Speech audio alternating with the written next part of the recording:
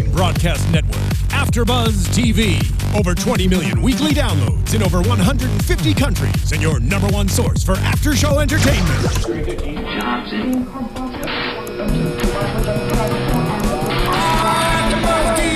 AFTERBUZZ TV, the destination for TV superfans. Producing aftershows for over 300 of your favorite TV shows. Interviewing celebrities and showrunners. And bringing you behind-the-scenes exclusives. All thanks to E! Entertainment's Maria Menounos, producer Kevin Undergaro, and internet leader Akamai.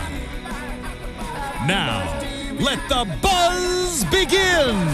Welcome back, Grimsters. It's the mid-season premiere of Grimm at AFTERBUZZ TV! Thank you guys so much for joining us. I'm your host, Zach Wilson, here to talk to you about the episode Eve of Destruction. Tweet me throughout the week, throughout the show, at that Zach Wilson. Now let me introduce my fantastic panel. Tauri Miller's back. I'm Tauri Miller. You can find me on Twitter at Tauri J. It's TauriJay. Yael Tygiel. Hi guys, you can find me online at Yael Tygiel. That's YAELTYGIEL. You can also find Yael wherever Meisners are found. Yeah, guys, hashtag Queen Meisner right here. Yeah. All right. The quote of the week. Yeah. I have been bent and broken, but I hope into a better shape. Yeah.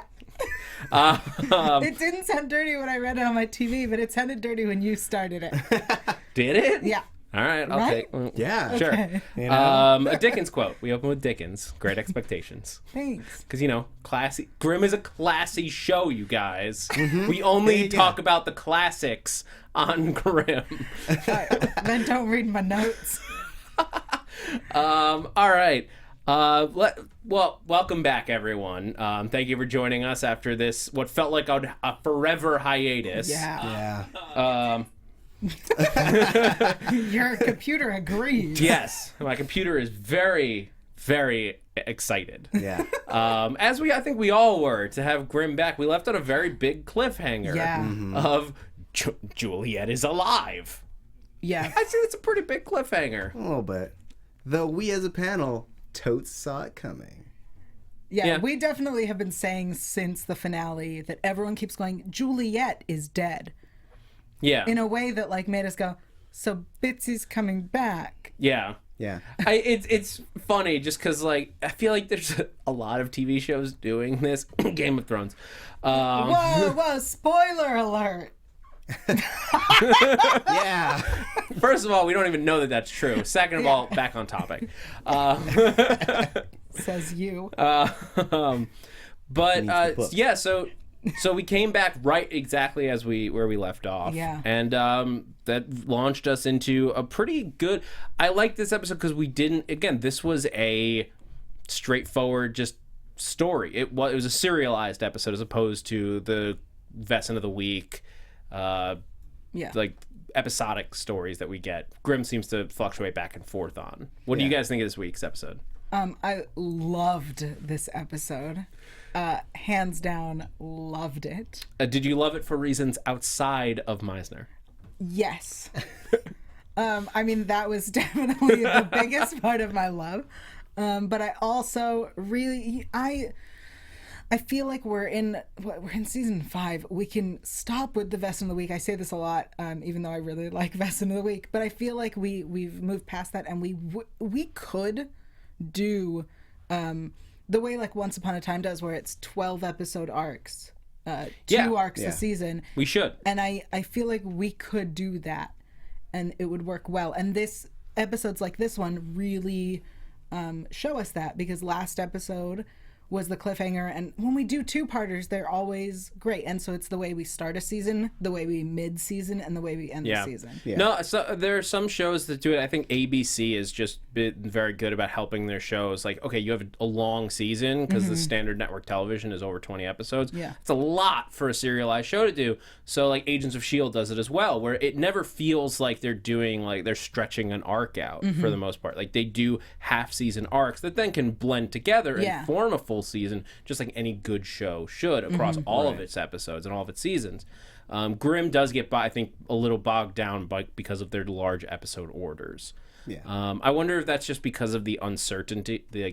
Grimm is very uncertain about their status in terms of next seasons until fairly late in the game. So there's probably a little bit of like we have to protect ourselves in that sense. Yeah. And save some stories. Yeah. And I would also say that, like, up until now, they've been a very local show. Like, everything, all their stories had to do with things coming to them, but now they've basically blown the doors open, and now it's a big global event, which means they do have the license to go out and explore it a little bit more. Yeah. Well, we have been to Austria a whole bunch, to be fair. We're done with Austria. We are, for now. I have theories. We'll get to predictions. Yeah. But so let's dive into this episode. I want to start with, let's talk about the Schwarzskala. The what? The Schwarzskala? Are you sure? Schwarzskala. I'm pretty sure that's how it was pronounced. Okay. I like your accent, though. Well, we learned when Damien was in studio that I need to use the German inflections more. Right. So I'm trying Schwarzskala. Yeah. Schwarzskala. Right? Sounds like a I know I have cartoon the first part right because of Mel Brooks. Right, yes. And like Schwartz I can pronounce. Yeah. It's only the one whole. Use the Schwartz. No? No, that's a very different. It's not the same thing. Mel Brooks. But it does. I mean, so Schwarzskala, or in English, Black Claw, Yeah. which we will call it from now on. I'm going to be real honest. Uprising is much a better... Is it? It's a much better. It's a much better option. Such a better name. Yeah, that was accurate. Yeah, it's such a better name. I mean, yes, but it's... Black Claw. But Uprising is very... like, this is what we're doing. Right. So it's threatening in that way, but I think in terms of like this is a secret organization, Black Claws, like it's at least more stealthy. Yeah. Though it is a little more, I guess, ironic because most of their claws are red. With blood. Yeah. I did realize that as well. There should be Red Claw. Well, it's probably taken. black until it gets red. Yeah, it coagulates and turns black, and black blood. Moving on. Anyway, we're starting to we really see how big, as you were saying, how big this organization is. This isn't local to Portland. This isn't just like a thing in Austria and like it's spreading a little bit. This is global. This organization is massive. It's incredibly well connected. They even had a member on the Vessin Council, which to this point has been sort of the ultimate authority in the Vessin world. It's the UN of Vessin, except with actual power. Grimmaniac says your pronunciation is great. Yes. Nice. Shut up. Thank you, Grimmaniac. Shut up, Grimmaniac. Oh, it's gonna get interesting later. Yeah, are we talking about the Vessin Council? Yes. Because I have facts from a Grimmaniac again. Grimmaniac has the phone number and has broken it down for the Vessin Council. So 011, for those who don't know, is the international code to call out. Yep. 3131 is country code for the Netherlands, and 70 is the city code for the Hague. I don't know how to pronounce that word, Hagu. That's The Hague? Sure. I don't know places. So we have the full number in the chat roll for those who want to call the Netherlands and see what happens. Sweet. It's a legit number, apparently. Oh. I don't think it's a number that you can call and like there's a fun thing at the end. I think they Right. legitimately just put in numbers. No, they wouldn't do that. We're gonna have to investigate this You think? later. Okay, go on. Who's got international calling? I do. We'll Skype it. I want to go back to Black Claw a little bit in that I have a question for you guys. Since Black Claw is such a big organization, and we know that we're going past Portland a little bit, but I would assume that we can't destroy a whole organization from this localized area. So do you guys think that Black Claw is going to be essentially an ongoing threat from season to season? Or do you think that they're going to be able to kind of take them out in this season? I think they're this season. I think it's this season, but if my prediction from earlier in the season holds true.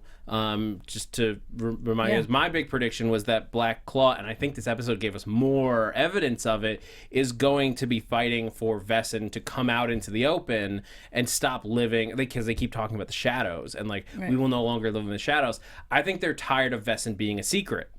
And I think they just want to be themselves in public with humans fully aware of who Vesson are and what they are and how that whole world works. I think that's why they took out the council, because the council's big function was keeping Vesson a secret from the wide world. Yeah. Do you not think that that's been that your prediction has been established? Because I feel like that's it hasn't been outwardly said. Okay. This episode was the closest we came to it being like outwardly like this is what we're doing. Yeah. Because they said basically we no longer want to live in the shadows. Like what their end goal has not been stated. Correct me if I'm wrong here, guys. Well, I feel like it hasn't been stated, but I feel like it's been very clearly implied. Because I mean, the guy who kills Xavier, he vogues and then stays vogued, and then we have the cop who's like, "Do you see it?" Yeah. And then Nick talks about how like he didn't try to hide it, he didn't care. I feel like it's that's what I mean. Like this episode, I think finalized that prediction for me. Okay. Like that's what I've been saying for a while. Yeah. Not to pat myself too much on the back. You mean Zygons? Mutants? What show is this? Look, I mean, it's a story that any show with characters living in secret, like mystical creatures living in secret, has to do eventually. Right. Because at a certain point it becomes unbelievable for them to stay in the shadows when they're keeping more and more crimes that are like very strange and things that are unexplainable, but like the government has to investigate. Right. All this stuff. But I'm really excited to see where that goes, and I forgot how I got started on this point. Because I had asked if you think that this is going to be an ongoing... Yes, okay, thank you. So I think that the Black Claw organization will more or less come to an end by the end of the season, but... And I'm getting a little bit into predictions here, but I think that they're going to ultimately, by the end of the season, completely shift the status quo. I think they will, in essence, win. Okay. So, I watched this episode with someone who had never seen Grimm, never heard of Grimm. It's always weird. It's very fun, because you sound crazy. And I was explaining it to him, and he pointed out something very interesting that I think we should totally discuss, especially with Black Claw, is Black Claw is a group of people who have to hide their true identity and pretend that they're not who they are and live in our world. And here's this government organization trying to kill them, and we're on the side of the government organization and not the people who are trying to come out. Yeah. Yeah, well, that's the interesting, because again, they haven't shown us that outright yet until this episode is really the beginning of showing us that side, and that there are seemingly good people on the side of Black Claw. Because we get like Billy's parents, who seem like very normal, very safe, calm people, but they're proud of her. Like, she's we're proud of her for showing so much courage and conviction. Yeah, we're like, she just like murdered a bunch of people. She was like actively trying to murder people.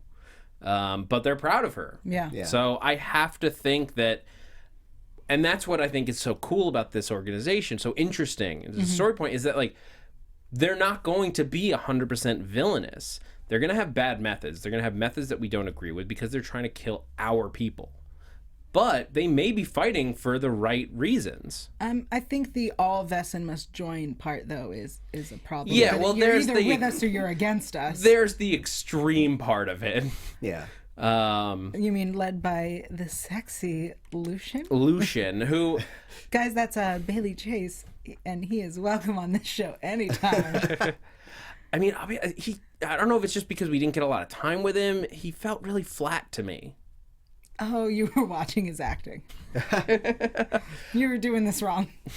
Sorry, what do you think? I wouldn't say he felt flat, but I think that they're trying to maintain this air of like mystery. Yeah. So he only has a few options. I mean, because the majority of his lines today were, "We're gonna make them pay," once, and then "We're gonna make him pay" twice. Like, so it's he's a very vengeful guy. I was talking to Yael before the show about how I'm bummed that the other guy that we thought was the leader, the one with the beanie, wasn't the leader, because now we just have another square-jawed, handsome white guy who is leading an organization. I do like square-jawed handsome guys. I mean, they're plentiful. It's if you're playing a numbers game, you throw a rock, you'll hit one. When he first got out of the car and he's in shadow, like, if not, except for the fact that like they were actively hiding his face from us. Yeah. I thought it was Meisner. Same. Because it's like the same build. Meisner's shorter. But and he walks differently. from that high up, just like wide shot, to the untrained eye, sure. And we know, and Yael's like, no, he's like an inch shorter. That's not his shoe size. That's not how he walks. But yeah. Anyway. Sorry, guys. Yeah. So I'm interested to see where it goes, but I'm not really excited by his character yet. Right. His big thing, like their army is growing. He says to Billy, like, everything they're doing, except for the murder, seems like they are fighting the good fight. Yeah, though, like a issue like this is a diplomatic issue. Yeah. It's not something that you can just force feed, because you can't force someone to accept people. We tried it. It's not a thing that happens. So like, even if they accomplish their goal of like everyone is being Vessin all the time, which I also have an issue with. Because we've established that if someone is vogued too much, they go essentially vogue crazy. If they're forced to vogue too much. No. If they just do it on their own too much as well. We had that Wolf character who would use it when they were using it to like rob banks and stuff. I believe it was that episode where one of them, since they kept voguing, went insane. Like he just became a rage monster. So I feel like that inherently has problems. But I guess if they just want people to be okay with the idea of Vessin existing and being like, okay, at some point someone could vogue, and I'm okay with that, then I get the principle behind it. But you're already establishing you and all Vessin as threatening, violent creatures, so you're not inspiring people to accept you into the society. All right. Yeah. That's true. But especially in terms of the council, I guess their big thing is that they've probably tried the diplomatic ways before now. The council's method of dealing with anyone who challenges the idea of keeping Vessin in secret is basically to just imprison them or murder them. Right. The council imprisons people? No, they send. They definitely took them away. I assumed that they. No, I feel like the Vessin's method is the Grimm method of beheading. They're like assassins, weren't they? Right. They definitely they had assassins, but I wonder if it's like not, because the times we've seen them called in is usually a violent Vessin. But I would think in times where like somebody is just like trying to speak out, like I'm a blute bot, look at me, and Vogue's like they don't just shoot him necessarily. They might like take him away, torture him, imprison him, or something like that. Right. I'm guessing here. I don't have any evidence of that. Yeah. Just because like in our dealings with them, they seem more or less reasonable. Right? Well, I feel like they've been slowly worn down. Like, I think that when we first met them, they were relentless murderers. Like, if at the very mention of or hint of someone revealing themselves as a Vessin, they would just snap and kill them. And then over time, working with, or I guess alongside Burkhart, Nick as we like to call him, they've kind of seen a different side of things, and I think that they've softened a little bit. But I think that since their inception, they've been pretty no nonsense kill 'em ups. Yeah. Grim Maniac's putting some stuff in the chat. It's just like challenging me to pronounce stuff again. Because they're talking about he's talking about the Vessin Code of Honor, which has to do with somewhat with the secrecy, staying out of the light. It's the Gesetzt Erkodex. All right, Erkodex. Nope. Wait, one more time. Gesetzbuch Ehrenkodex. Nope. Totally wrong. Boo asked Meisner or Lucian. That's a silly question. But yeah, so I mean, there's very interesting stuff going on here. But like, what does so they have the one guy who he just got a bunch of Uzis into the council chamber. Have we seen him before? Or is he just an actor that I've seen a bunch of stuff? I don't recognize him. Nor do I. Okay, because I was like, I know that face. He's a square-jawed white guy. God damn it, Yep, I think I got a type. A little bit. But so the council's out, except for Alexander. Who we're supposed to think is dead now, because... No, he just ran away. Yeah. No, but there were the shots fired and then the phone went dead. So we don't know if he's dead or alive. We don't know what happened to him. I can't imagine. I don't think he's dead because it was off screen. Well, they wouldn't save him just and not kill him on screen. Right. Yeah. Okay. Yeah. No, they went into the room and the window was open, so he had escaped through the window. Sure. Yeah. I'll take it. Yeah. But Alexander, who is a Flicktroy. I'm sorry, he's what? He's a Flicktroyer. Nice. Yeah, One more time. Flicktroy? I'm so bad. Yeah, no. Nope. What is it? Paflictor? No, you don't pronounce. I know you don't pronounce the p. I lost it. Oh, Yeah. did I lose it? No, I have it here. It's that. Go. Oh, Flicktroyer. Flicktroyer. Okay. Yeah. Flicktroyer. Flicktroyer. Wait, have her? Flicktroyer. I have a computer doing it. It's doing some of the heavy work for me. There's a ch, right? Flicktroyer. It's like Hebrew. It's not a full ch sound. It's not a Hebrew. Regardless. The sexy white snow leopard. Yeah. He's a cat. Super badass Vessin, by the way. I like cats. Super difficult to pronounce. Sorry. But I'm excited to see what his character does if he does manage to get away. I imagine he's coming to Portland. Yeah. Yeah. With nowhere else to go at this point. But everyone in the chat agrees that he's alive and probably coming to Portland. Yeah. It stands to reason. He could join the Scooby Gang. He'd be fun. We get a Flicktroyer on the Scooby Gang. He also is very. I feel like he's very.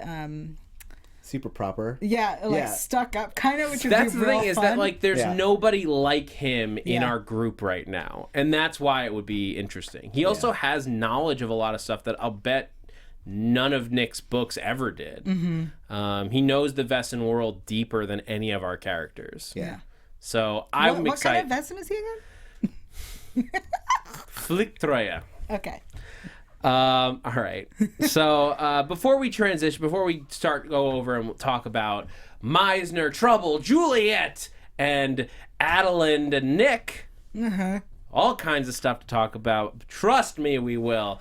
I want to take a moment to talk to you guys and thank you guys, really. It's more like I want to thank you guys for going onto iTunes and rating and reviewing us. It's a huge help to us here at the network. You've heard us say it a million times before, but it really does help. It helps people find the podcast who haven't heard it before. And if you guys are enjoying it, I hope you want other people to enjoy it. So this is a good way to help them find it. It helps raise the profile of the entire network when you do it. So please go on to iTunes, hit us with a rating. I hope it's 5 stars. If it's not, tell us why. We want to make this the very best Grimm podcast that we possibly can. And if you do, you get a shout out on the show. Oh yeah. So it also helps us get guests. It does. It really does. You think that if you don't think that those reviews have contributed to us being able to have in guests like Claire Coffey, like Damian Puckler, like Let's see. Sasha. Sasha. Bree. Bree turned. That was the one I was just like, I'm getting to it because Bree's the one that I squee over. I mean, we just so everyone's clear, we are working on and we're working more. on getting more people in studio, but it's a process, and your reviews help us with that. So with that, I want to give a couple shout outs. Danny Girl 365 Meisner. Welcome. Real quick, I've been listening for a season so far. This is an amazing after show for any Grimm fan. I used to watch Grimm with my bestie, but since I had to move, I haven't had anyone to bounce theories and discuss plot lines with. But this show totally fills the void. Yeah, that. Best hype man ever, says kick-ass show. I generally don't write reviews because I'm lazy, but I had to give you 5 stars for the Wolfram and Hart reference. Points! Good show. Thanks, guys. Wow. I can't remember exactly when it happened, but I do remember there was like a wolf and a ram at one point around, like, there's something with a heart. It's a angel reference. Right. Okay. Yeah. Yep. I remember you making it. Yeah. And I remember... Yael not understanding what I was talking about. Yep. And lastly, Prodigal 358 says, what a great mid-season Grimmier. What a great episode. After I watch Grimm, I cannot wait for this podcast to come on and talk about it. And Zach doing the pronunciations each time is awesome. So good. I'm glad you find it awesome because it's not easy. It's really and I'm always the best. wrong. It's really a fun part of the show. I have no idea what will happen next, and I have never been more excited. It's true. Yeah. This episode is pumping up for a great second half of the season, and I hope we continue that. And so let's continue our conversation. So let's talk about Juliet. Wait, not Juliet. Let's talk about Eve. It's all about Eve. Yep. Nice. No? Okay. All about Eve. Yeah. Did no one get notice she's back in the credits? Well, yeah, because Yes. we know that it's not a secret anymore. No, but like, huge deal. They literally took Juliet out of the credits and they put Eve in the credits, and it's literally her face in the wig. Hey guys, we have this new character, Eve. You like it? That's what they did in the credits. So good. Well, I mean, in terms of the credits, like, you have to put Bitsy back in there. She's a series regular. Is that part of the rules? Actually, it is. Okay. When you qualify in terms of SAG as a series regular, which Bitsy has been since the show's beginning, you are required to be put in the opening credits. There are exceptions. They make exceptions, like in this case, because you needed her not in the credits in order to keep it secret. Yeah. Right. But other than that, they have to put her in there. It's just part of the union's rules. Fascinating. Interesting. Yeah. The more you know. Yeah. Where's that sound? Where is it? It's on my... Yeah, there you go. There it is. It's the right network, too. All right. So, what do you guys think? We got a little bit more of her backstory now. We start to understand who this character is. We actually got the name set on screen instead of just in the background. Yeah. But what do you guys think of what we have? What we know so far? The chat roll is going crazy back and forth about Eve, and Musa said, "I hate Eve. She needs to die again." And James said, "Give the story a chance to breathe before you shit all over it." Whoa. Yeah. I agree. I agree that you need to give the story a chance to breathe for sure. I'm not so happy. Sorry, Bitsy. I'm not so happy with how Eve behaves. Yes, I don't agree. find it interesting or amusing in any way. It's completely intentionally flat. Yeah. I was sort of saying it like in a loose way about Lucian, just because doesn't have a lot to. They haven't given us much for him, so he's not really emoting very hard. And he didn't need to. But like the way that they're building him, I can tell that he has convictions about a lot of things. So like, okay, even if it wasn't like the greatest introduction to a character that the show has done, I can tell you're going places. Right. With Eve, she comes in, she's just like this stoic like weapon. She is a weapon in that like she's just there. She's a robot. She is a killing machine. She's been broken down to nothing. I would have been way more interested if Eve had been introduced and was behaving wildly different from Juliet in some way, behaving like just as nothing doesn't count. Right.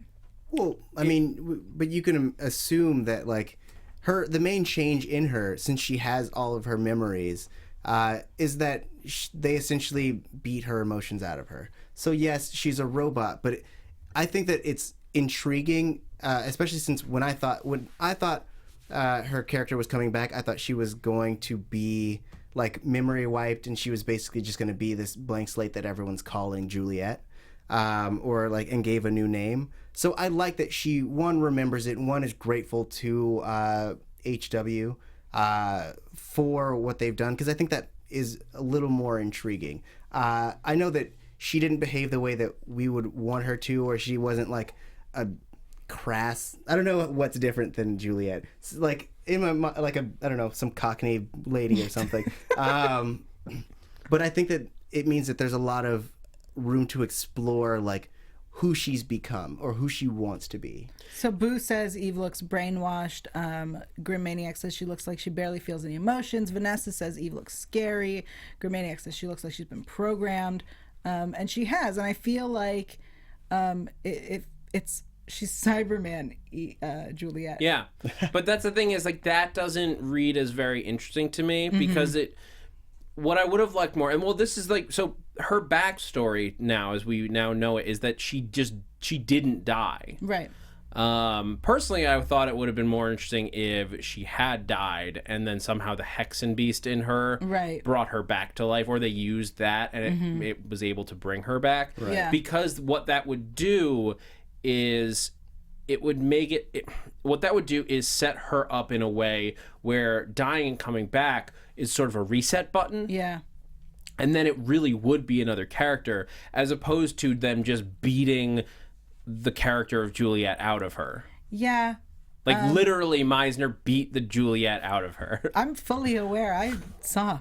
Mr. D Style 09 says she's a soldier. And yeah, she feels I'm a good soldier, is what she's going to say. But I want to see that. Like, a blind devotion is not what we saw. We saw a mindless robot. And there's a big difference. No, I think when we were supposed to see it was when my beloved says to her, you need to rest. And she just like, okay. And but that's what I'm saying. Like, that is a mindless robot to me. Sorry. Well, she was also on mission, though. So her focus wasn't even about interacting with Nick. It was like if you had sat down to watch a TV show and someone walked in and just started asking you questions.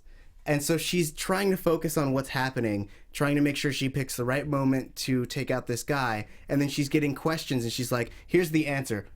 Here's the answer. And then like trying to refocus on what she's doing. So like, I feel like when we get her outside of the mission, because essentially once she was back with Meisner and once she was like in her lair, like she takes off I feel like we get the most personality from her when she's taking off the wig and like locking herself back in, you know? Yeah, someone I'm sorry, I didn't write who it was. Somebody had said that Eve is to Juliet like the Phoenix is to Jean Grey. And I would say that the Phoenix is much more interesting.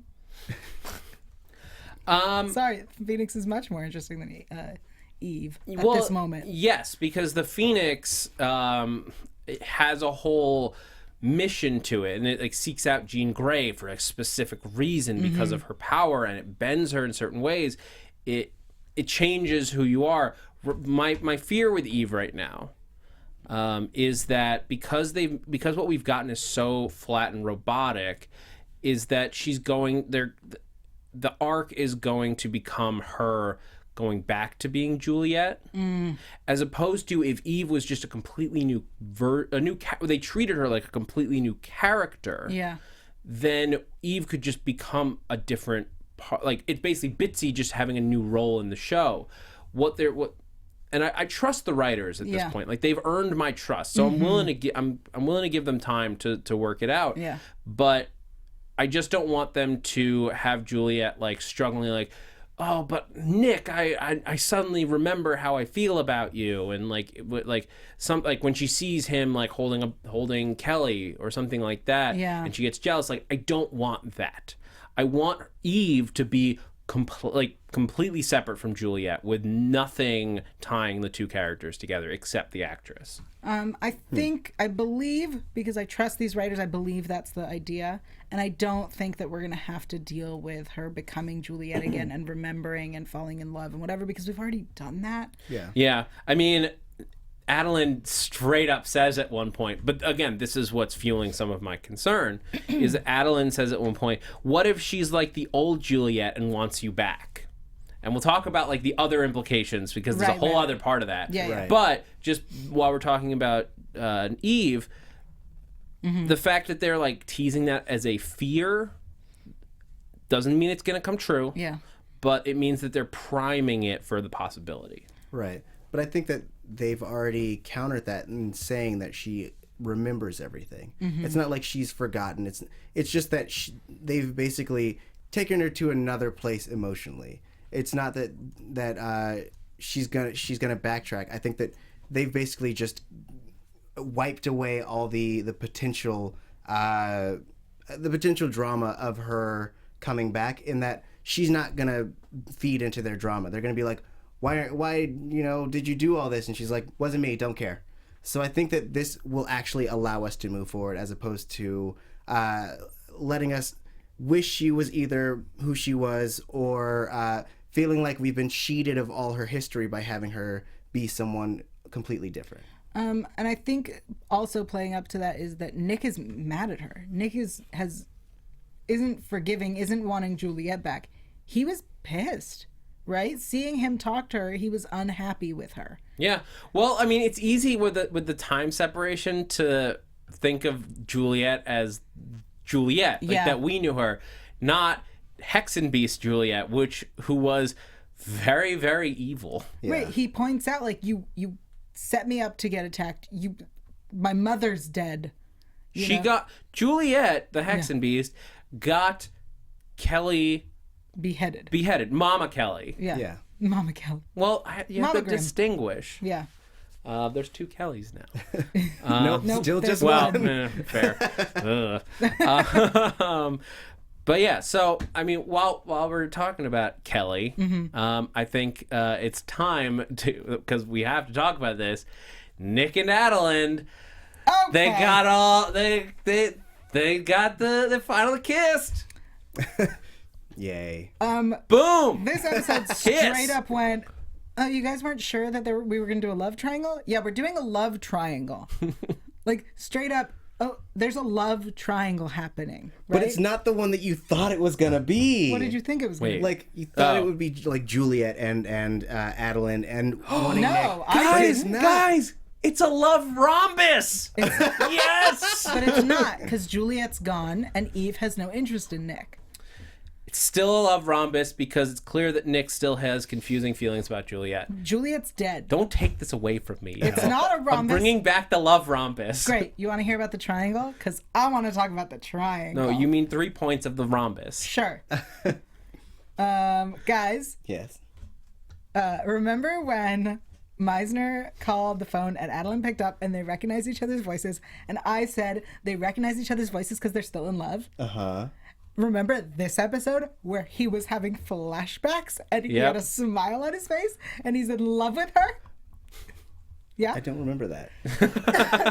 It was beautiful. I think what loved it. I wrote down was, "Aw, Meisner." I wrote something a little different. Also, since we're talking about him, I want to give a shout out to Scott. Guys, Scott is a great fan of this show, and Scott was in this episode, and Scott had a line.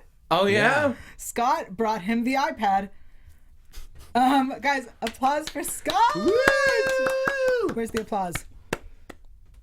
Applause were being the provided by applause. Tauri Miller today. Thanks. Um. I'm really happy for Scott, guys. That's all. Yeah. And we got to see Meisner's bedroom. Okay. Fun fact about the bedroom. You've already seen it, Yael. Let's be honest.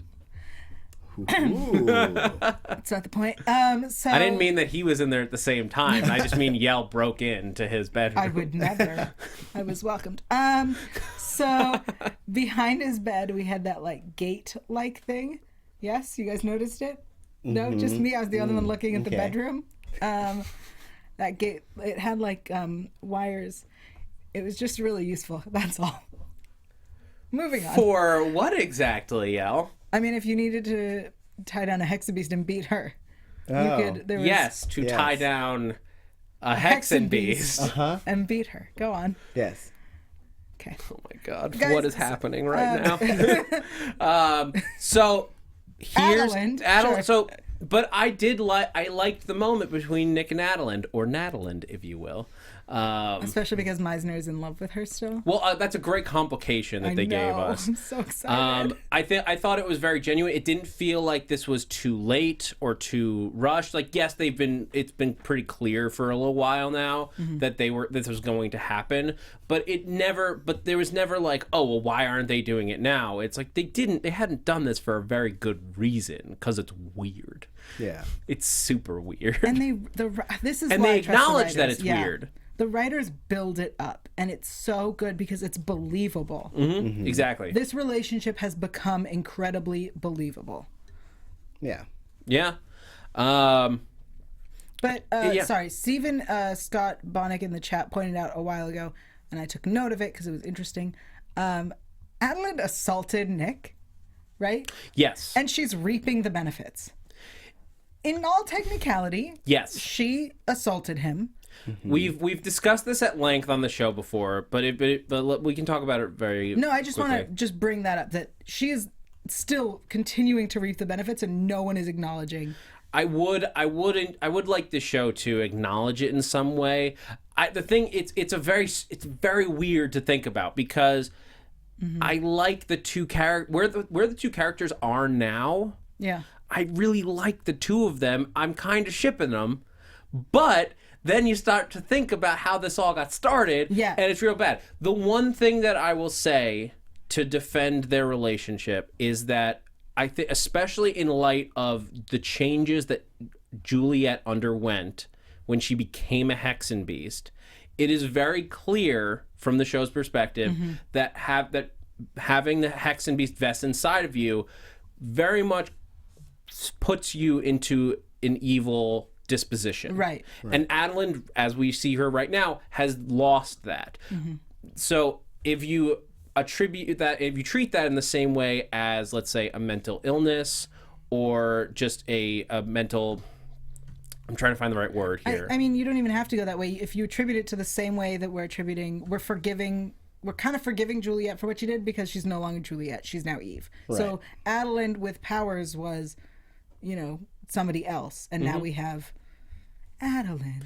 And it does. It went from Adalind to Adalind. And you know what? Though I think we're not giving the show enough credit. I think they did acknowledge it a little bit, very subtly, in this episode. So maybe they need to be a little bit more outright with it. But they did have her saying, like, I wish I could take back all the things that I did to you. And that we would have had the baby the way we wanted. She said something like, we could have done this when we wanted. Well, she said, I don't know if this should have been Juliet's child, not mine. Right.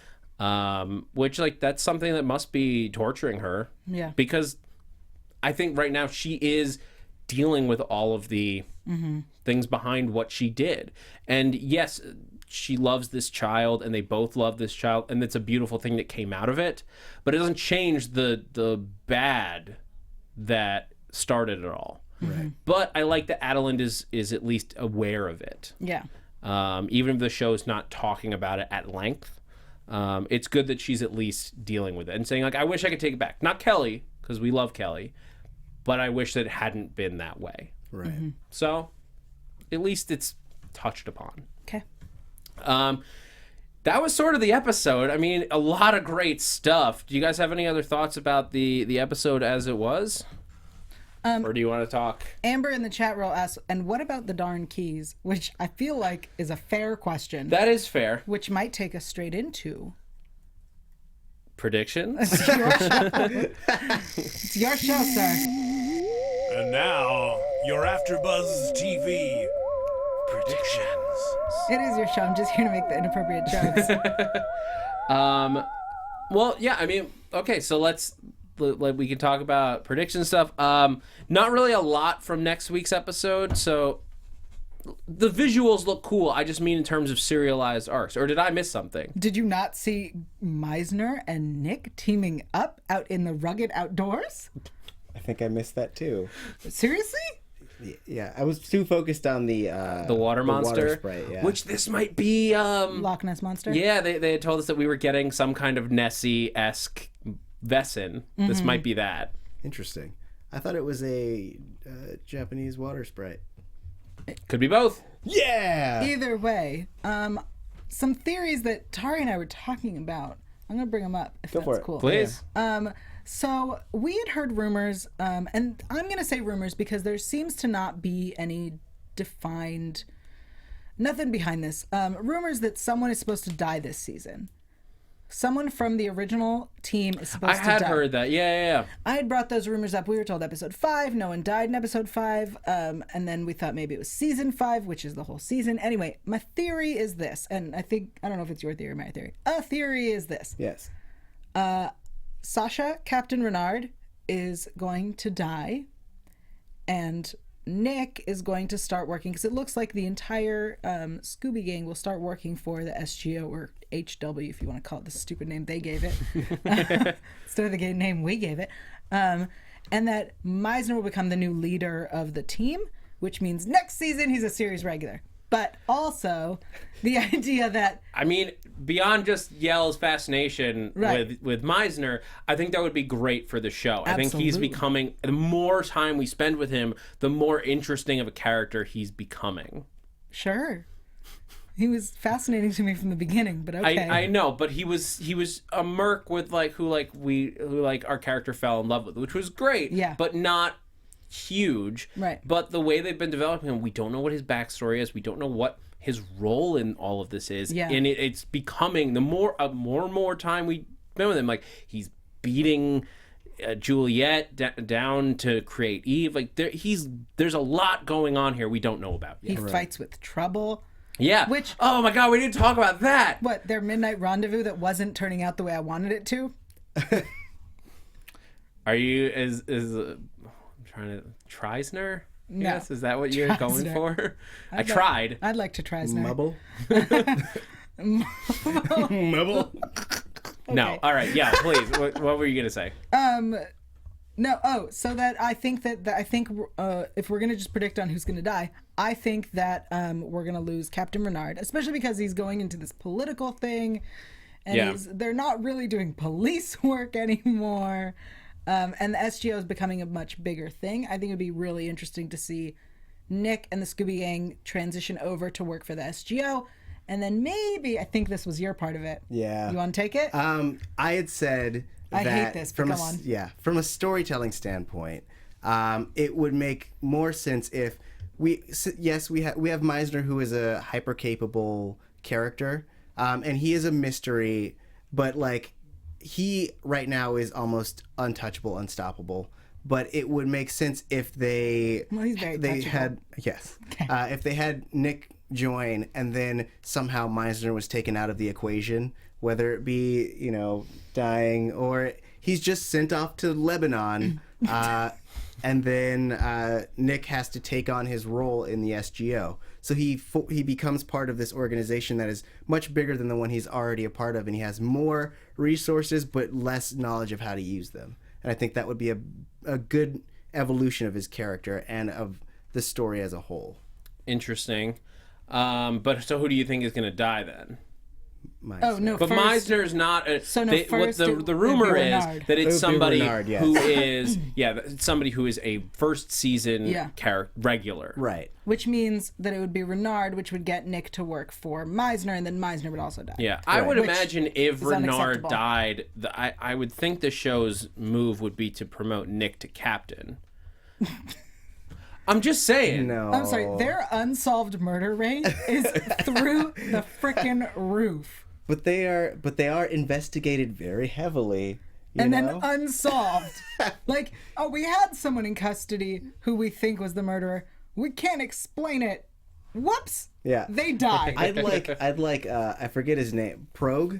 I'd like him to become the next captain. that one who was partnered with Hank for that one Yeah. episode. He just comes out of nowhere, and they have to do because I mean, from a storytelling standpoint, it would be Go really on. interesting because, you know, essentially they'd have to try to do all the same, like, side balls or, like, side stuff that they're always doing, but, like, with a captain who has no idea, so they can't keep pretending like it's legit.